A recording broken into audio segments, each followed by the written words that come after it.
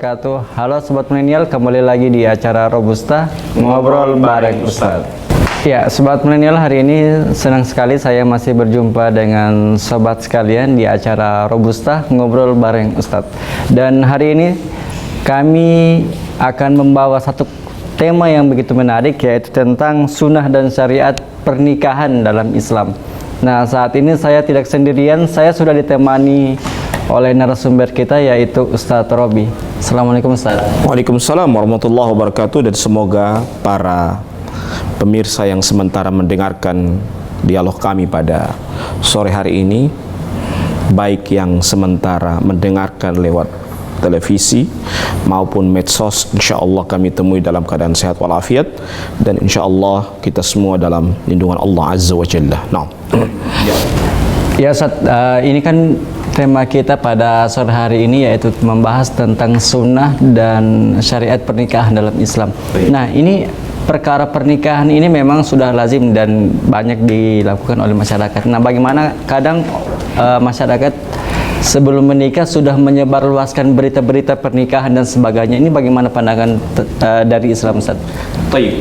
Alhamdulillah wassalatu wassalamu ala Rasulillah wa ala alihi wa sahbihi wa wala wa ba'd. Berita itu ketika kita mau menyebarkan maupun ketika kita mau terima, tugas kita adalah satu: tabayyun dan tathabbut.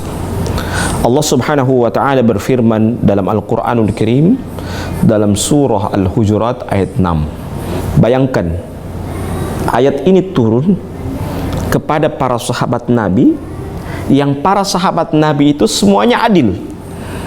Tapi apa? Allah mengatakan apa?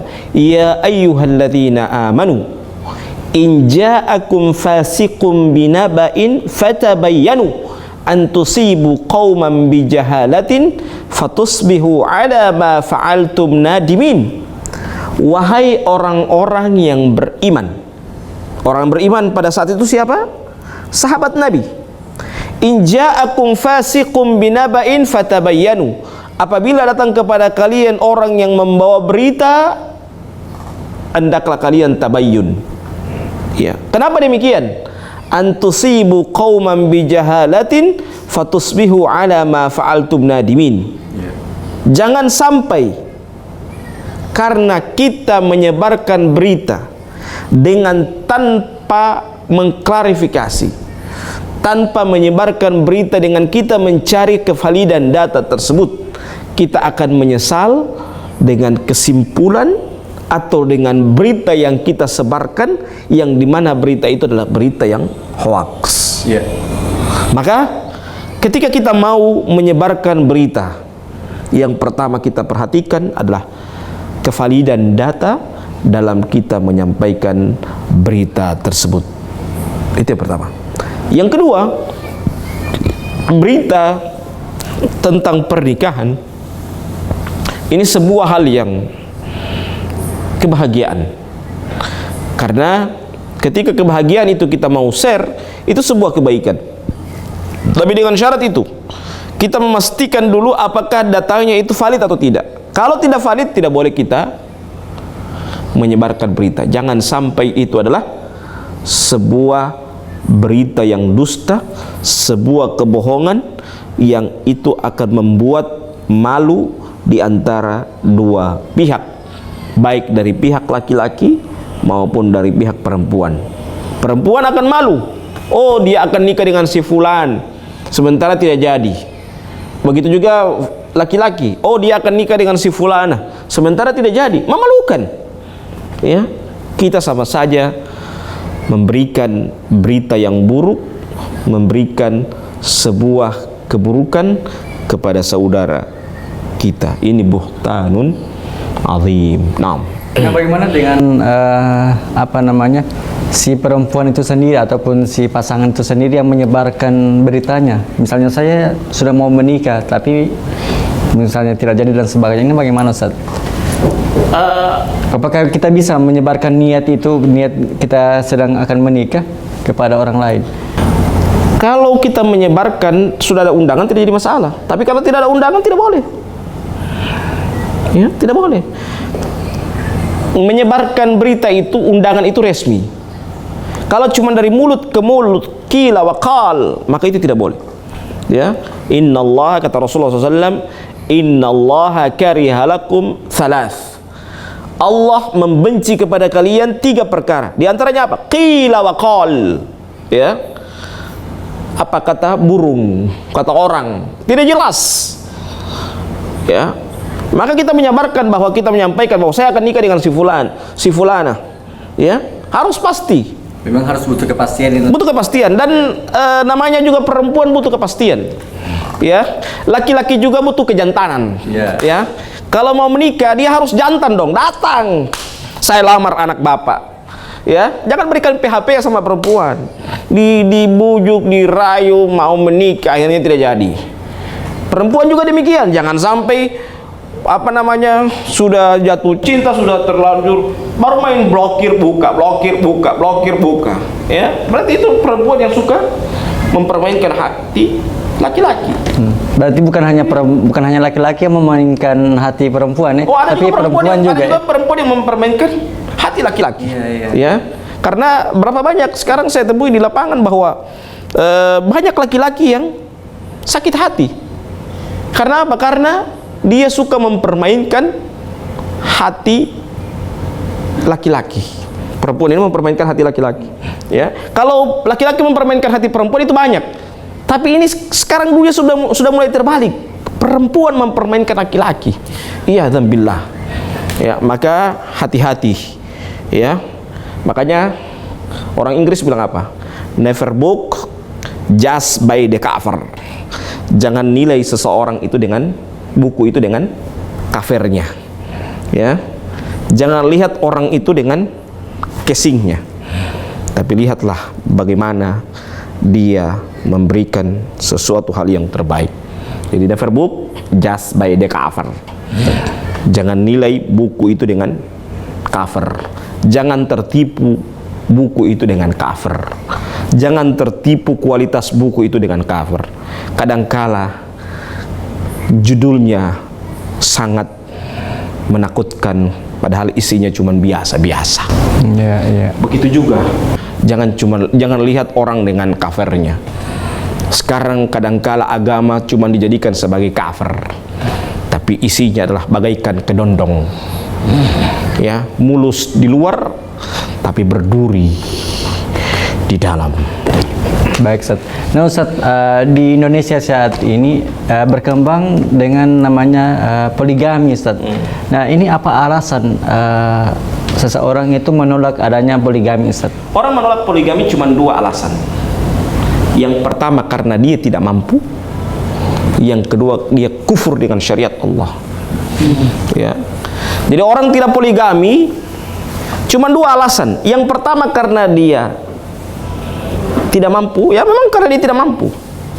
Jadi kalau perempuan yang tidak mau poligami bilang tidak mampu. Jangan yang poin yang kedua ini, bahaya nih poin yang kedua. Kufur dengan syariat Allah. Karena yang mensyariatkan poligami bukan manusia, tapi Allah Subhanahu wa taala. Jadi jangan sekali-kali mengatakan saya tidak suka dengan poligami, jangan. Tapi bilang saya tidak mampu dengan poligami. Karena yang menciptakan syariat poligami adalah Allah Azza wa Jalla. Ya. Bilang saya tidak mampu dengan poligami, tapi jangan katakan saya benci dengan poligami. Membenci poligami berarti membenci syariat Islam. Membenci syariat Islam bisa jadi itu adalah kekufuran kepada Allah Azza wa Jalla. Hati-hati, ya. Jadi bilang saja saya tidak mampu, tapi jangan bilang saya benci dengan poligami. Ya. Tapi bukankah ketidakmampuan itu berada pada sisi laki-laki, Ustaz? Mampu berbuat adil dan sebagainya. Apakah iya, dari sisi laki-laki dan dari sisi perempuan juga. Perempuan tidak bisa menerima madunya. Jangan cuma laki-laki dong. Oke, laki-laki karena dia tanggung jawab. Perempuan juga dia tidak bisa menerima karena apa? Dia tidak bisa menerima madunya. Namanya perempuan itu egoistisnya di atas rata-rata. Apalagi kalau perempuan yang pada posisi anak yang pertama. Ya, egoistisnya di atas rata-rata. Anak pertama itu karakteristiknya adalah punya karakteristik egoistis. Ya, Anda kalau berdebat dengan anak pertama, yakinlah Anda akan kalah. Karena apa? Egonya di atas ubun-ubun. Ya. Jadi kalau dia ada perempuan, tambah lagi anak pertama, selesai Anda. Jangan pernah berharap Anda menang dalam dialog dengan dia.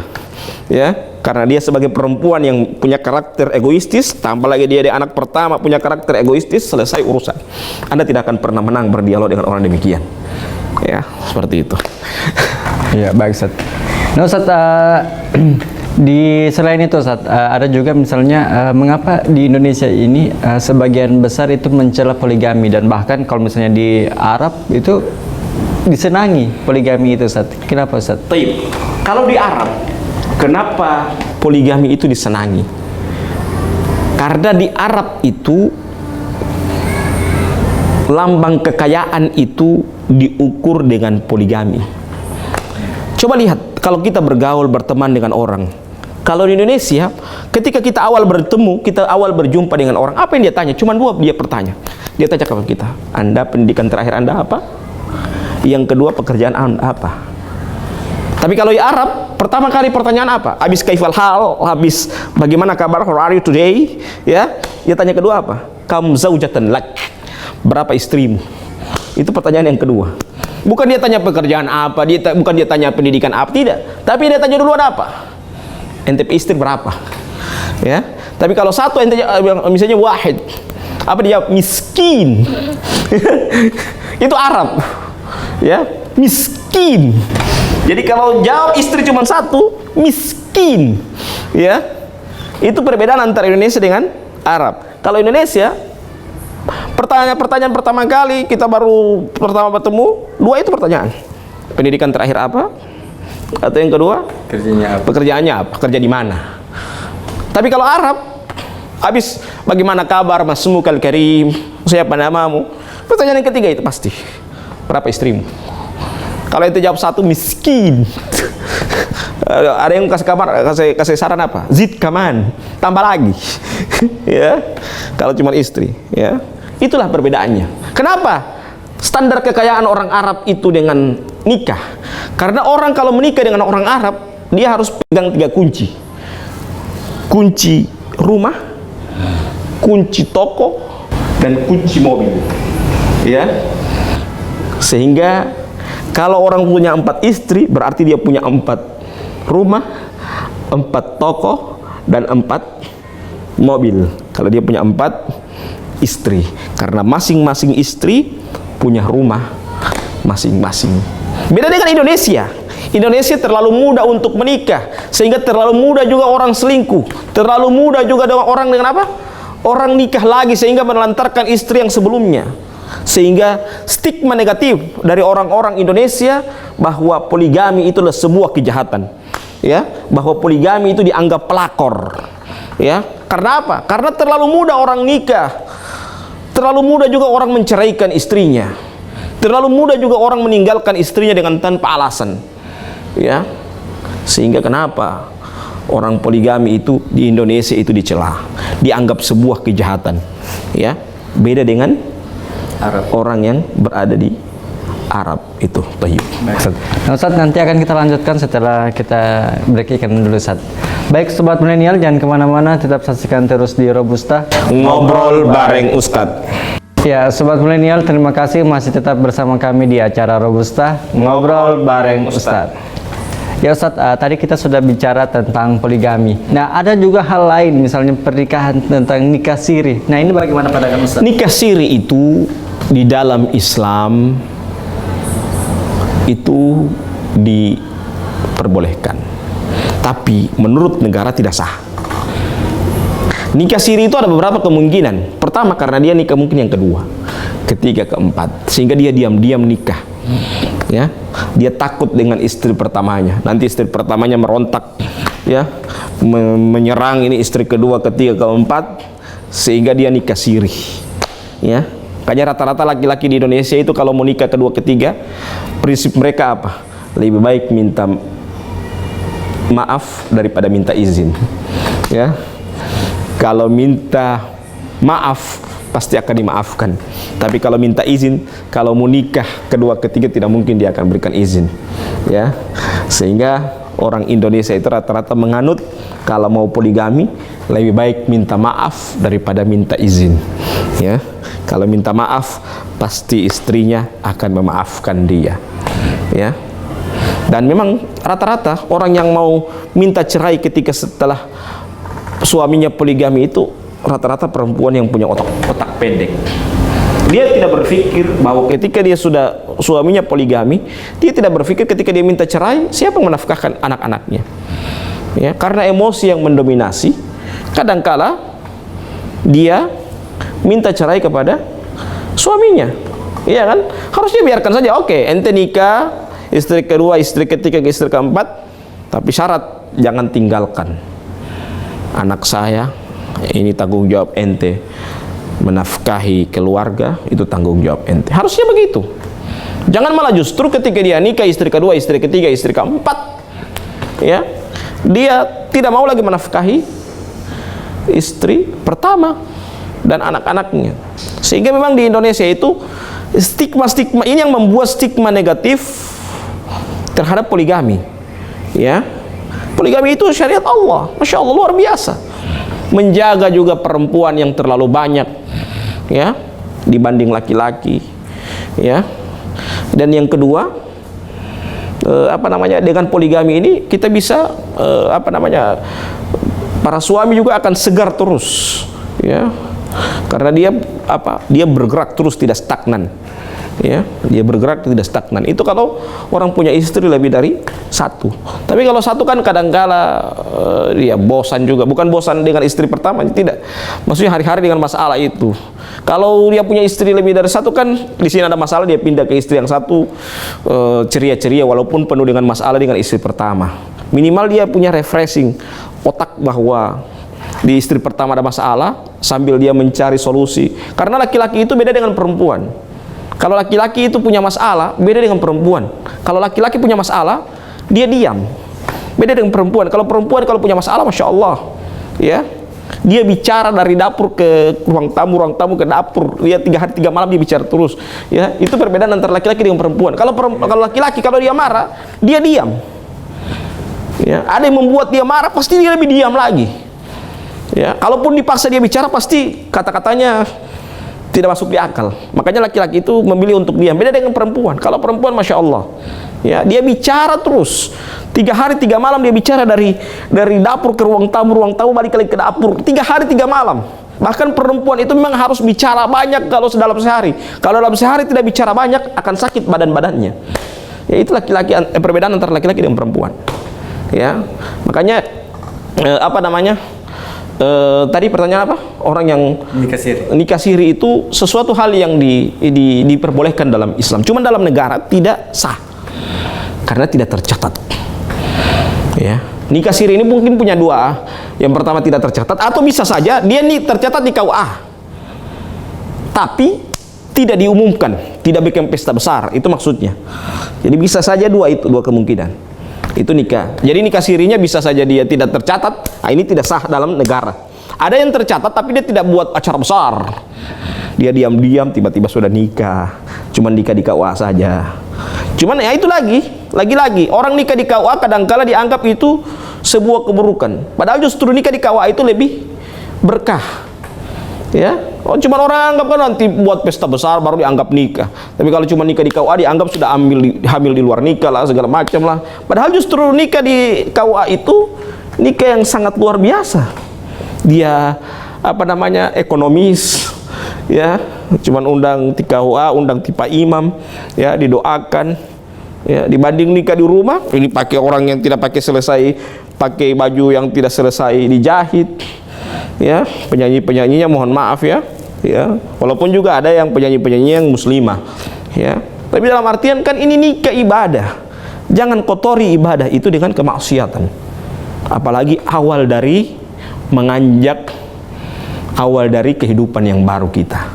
Taib seperti itu. Baik, bolehkah para lelaki itu menikah lagi tanpa sepengetahuan ataupun tanpa izin istri pertama? Memang kalau menikah itu memang harus tanpa izin istri pertama, tidak jadi masalah. Cuman yang jadi masalah sekarang juga, tapi alangkah lebih bagusnya kalau mau nikah yang kedua harus istri yang pertama yang mencarikan supaya tidak bentrok. Karena kalau bentrok, ya kita bisa salahkan istri kita. Kau kan yang pilih dia, iya kan? Tapi kalau kita yang pilih, kita yang disalahkan pasti, dan dia pasti bentrok terus dengan istri kedua, istri ketiga, keempat. Tapi kalau dia yang carikan, minta dia yang carikan. Ente cari yo supaya aman dunia persilatan, ya. Kalau minta dia carikan supaya kalau bentrok, kau punya pilihan, bukan saya punya pilihan, iya kan? Selesai urusan. Jadi seperti itu. Alangkah lebih bagusnya memang disuruh pilih sama istri pertama kita supaya aman. Ya, kalau mau tanya minta maaf, ya itu kenapa orang Indonesia lebih banyak untuk lebih baik minta maaf daripada minta izin? Karena apa? Karena kalau minta izin sampai kapanpun istri pertamanya tidak akan memberikan izin. Tapi kalau minta maaf, kalau sudah tahu sudah nikah, ya sudah, tinggal bicarakan baik-baik bagaimana nafkahnya. Cuman istri pertama harus menekankan kepada suaminya, ente sudah dapat istri baru, jangan sampai istri baru ente lebih perhatikan daripada torang istri yang lama, daripada torang dengan anak-anak. Itu tekanan dari istri pertama. Jangan sampai minta cerai.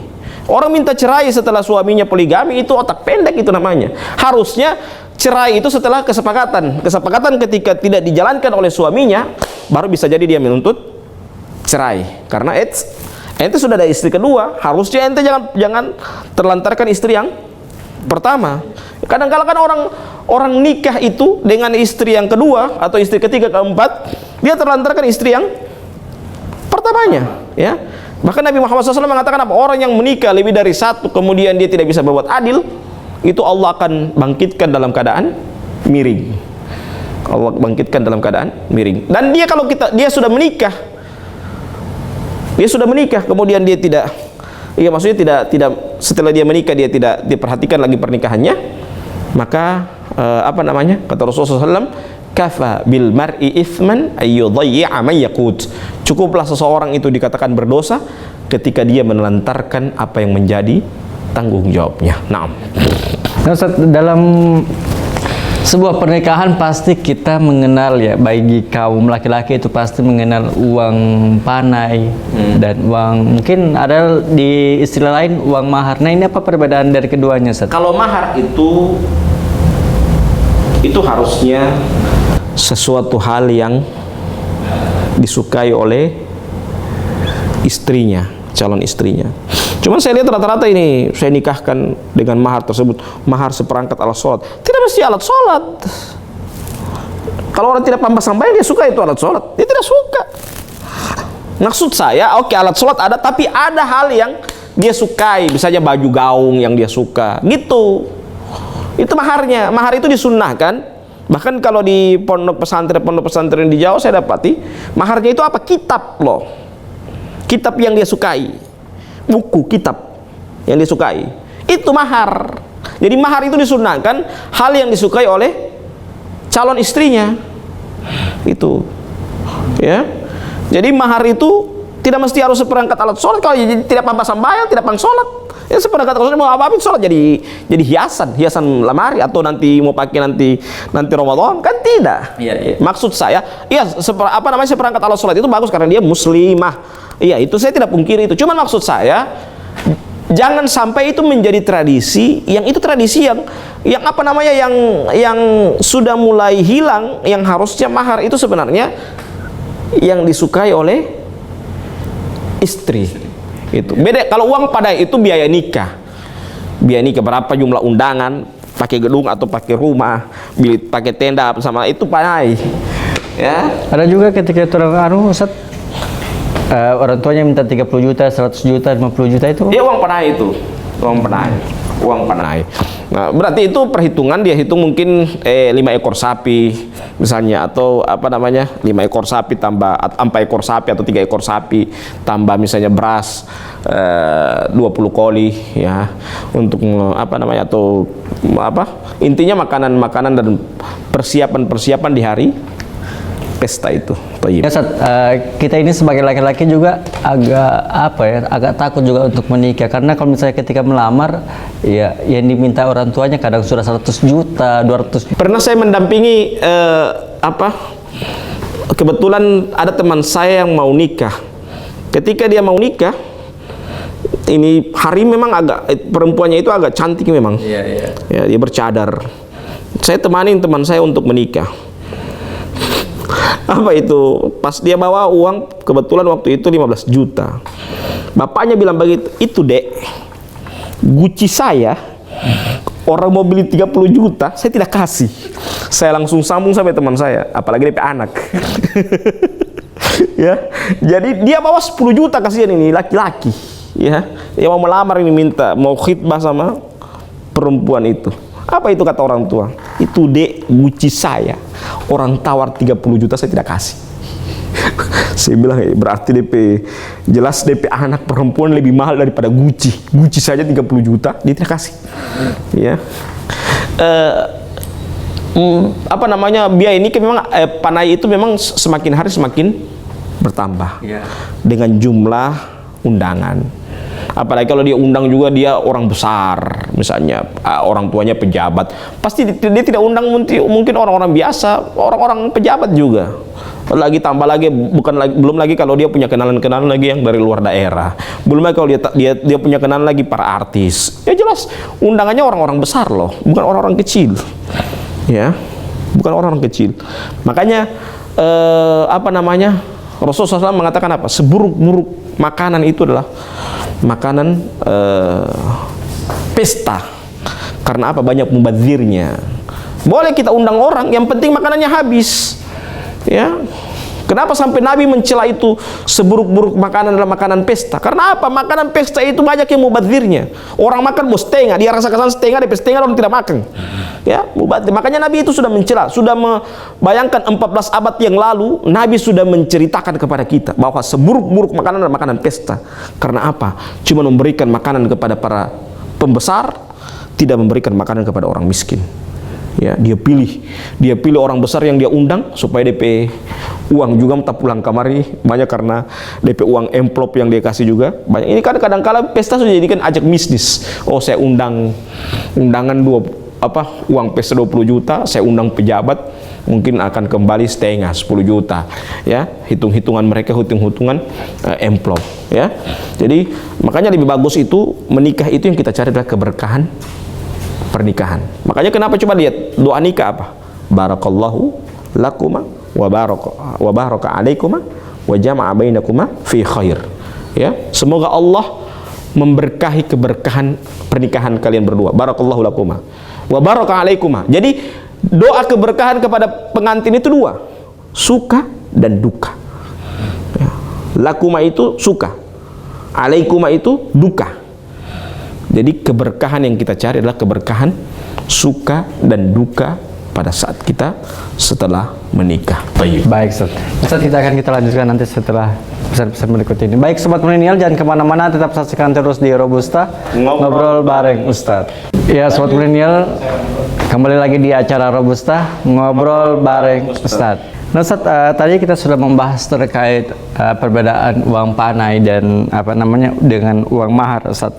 Nah, Ustaz, ada juga salah satu ciri khas dari kebiasaan orang Indonesia ini. Kadang kalau misalnya musim pemilu pilkada itu kadang kita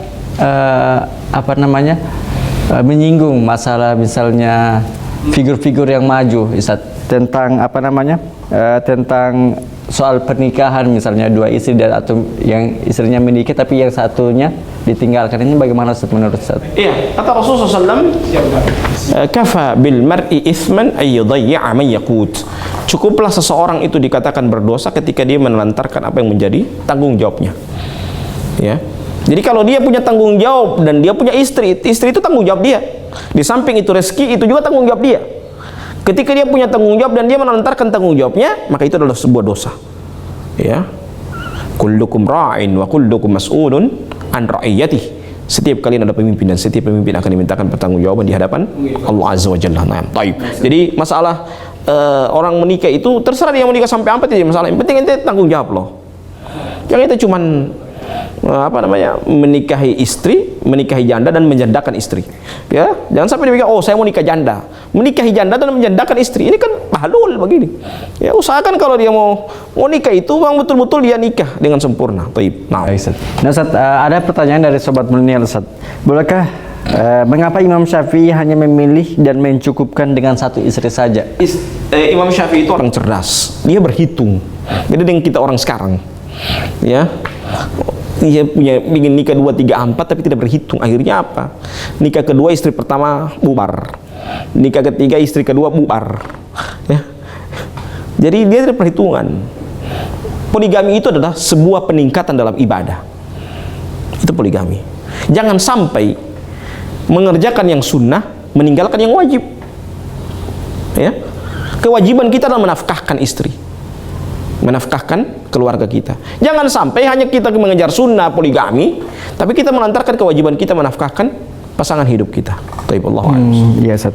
Nah, Ustaz, kalau misalnya dalam pernikahan mungkin bisa diberikan kepada sobat milenial apa saja bekal dalam menyiapkan bekal untuk pernikahan. Yang pertama, dia harus punya ilmu.